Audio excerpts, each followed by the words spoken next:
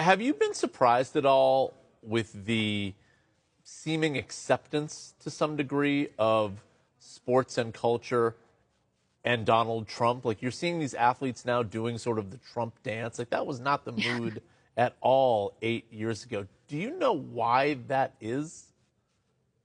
I have, with that particular phenomena, I've seen some of the interviews with the athletes talking about it, and it seems I would be kind of reticent to bucket them all under one purpose, I guess, if that makes sense, in terms of like what's motivating it. Do they just think it's funny? Do they like the guy? Do they want to express a political opinion? Do they just want to join a trend? So I would be, I think, hesitant to group all of that under one thing with regards to all those athletes doing that. But I will say, like lately, it feels like, certainly compared to, as you said, like 6 years ago. I mean, look, I was covering the NFL during the Colin Kaepernick protests when that was a story that dominated the league and its coverage, and um, that was there was backlash to that. It was an ongoing issue, and then you go into the pandemic, and there are the protests associated with Black Lives Matter, and that also was a huge storyline, as you remember, in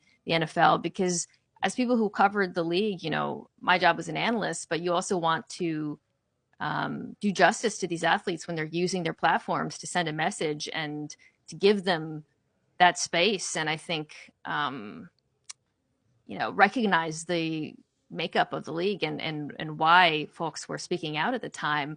Now it feels like that is not as dominant a storyline, maybe not just in football, but in a lot of entertainment or public life.